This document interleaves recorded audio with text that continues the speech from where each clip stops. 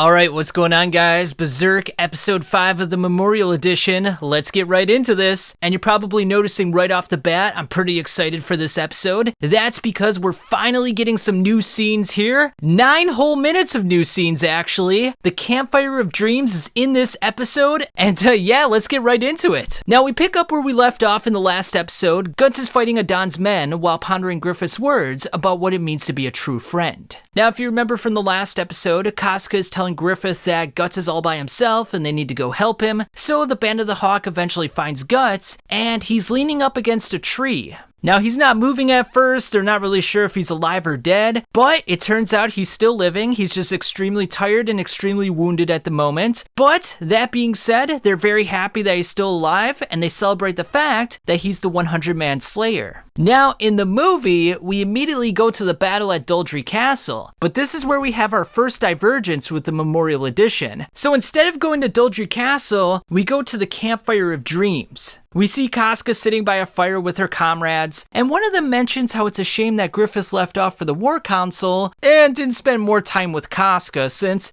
she could have used a little one-on-one time with him. Judo then intervenes and takes Casca away for a minute. He then tells her something surprising, that the nobles in the battle were again saving Guts and Casca. But because Griffith made it clear that Guts and Casca were essential components to the Band of the Hawk, they had no choice but to listen to him. And upon hearing this, Casca becomes quite touched, which is a really nice moment for her. It shows that Griffith really does care about her, at least for the moment, and her role and her importance in the Band of the Hawk is not being undervalued. Judo then tosses Casca some elf dust and talks about how he got it from a good-natured sort of fella. And we get this great visual of Puck, which is absolutely awesome because this is the first time that we see Puck in the Golden Age movies. Obviously, in the original movies from 10 years ago, he doesn't show up whatsoever. So even though we don't see like his face or anything like that, it's definitely Puck. We can see the outline and everything like that. So that's a cool, nice little nod to all the readers out there. Like, yeah,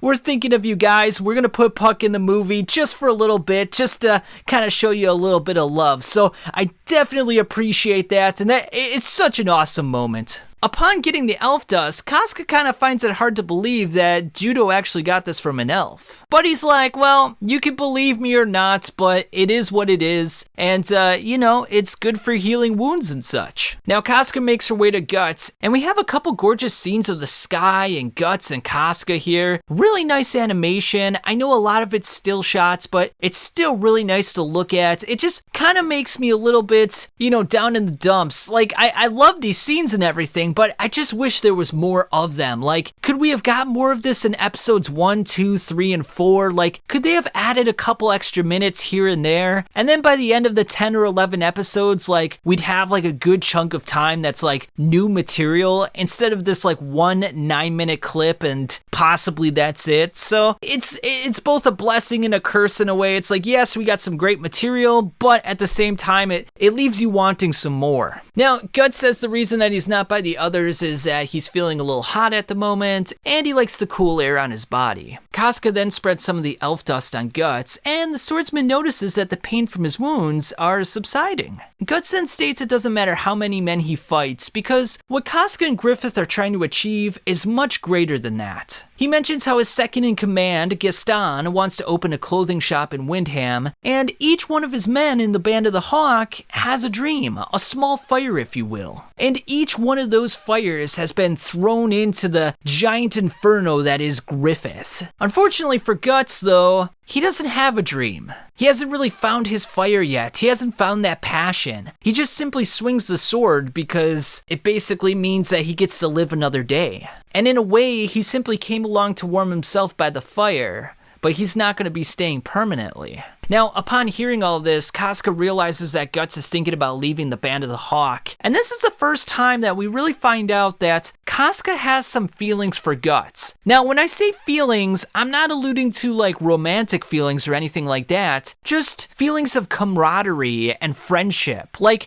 before this moment, Casca basically hated Guts. The time that they fought Zod, she was yelling at Guts, "It's all your fault." The time that Guts tried to see Griffith when he was in the hospital, hospital, you know, she was pissed off at him and punched him in the face. Like, she's always had these moments where she's been very contentious with Guts. But this is one of the first times in which we see that Casca's really opening up to Guts, that she's really forming a bond with him, and in a roundabout way, sort of stepping away from Griffith. Because before Guts, her whole life was devoted to Griffith, but now that Guts has sort of become a part of her life, she's slowly drifting away from Griffith, and she's becoming more intertwined with Guts. It's happening very slowly, but it's definitely happening. And the reason why these scenes are so important to the story is that creating that little bond and seeing that development between Guts and Casca is so crucial, because without it, the love scene that comes later almost doesn't make sense. It kind of comes from left field, if you will. It's kind of like,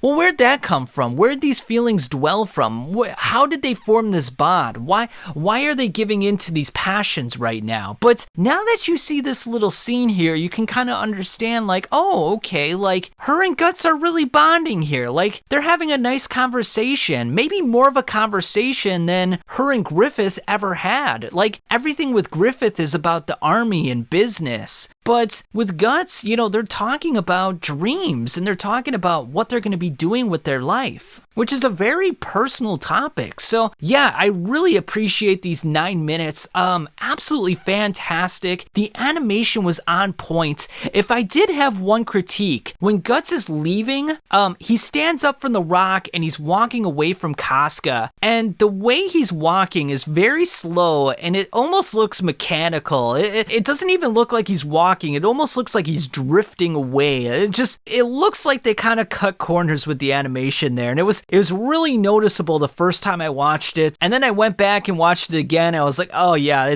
it doesn't look good. So it would have been nice if they kind of worked out all the kinks. I mean, it's only 9 minutes of extra animation. You would think they would make it like top notch, but you know, besides that, everything else is very gorgeous in these scenes. Now we're back on track with the movie again. We then go to Doldry Castle, where Bascan and the Holy Purple Rhino Knights take down the Midland Army. The king and his advisors discuss future plans with handling the army, and Griffith volunteers to take down Doldry all by himself, with only his 5,000 men from the Band of the Hawk. The king accepts Griffith's proposal, and they're off. Lord Genin of the Tudor army then instructs Bascan not to kill Griffith, but to capture him alive. Now, this doesn't really make sense in the movies, because we never saw the scene in which Griffith sold off his body to Lord Genin to financially support the Band of the Hawk. That was completely erased from the movies, so it's not really known why Genin wants Griffith. Now, I know the movies are more intended for manga readers, but still, if you're coming into this fresh, it seems a little disingenuous. Like, it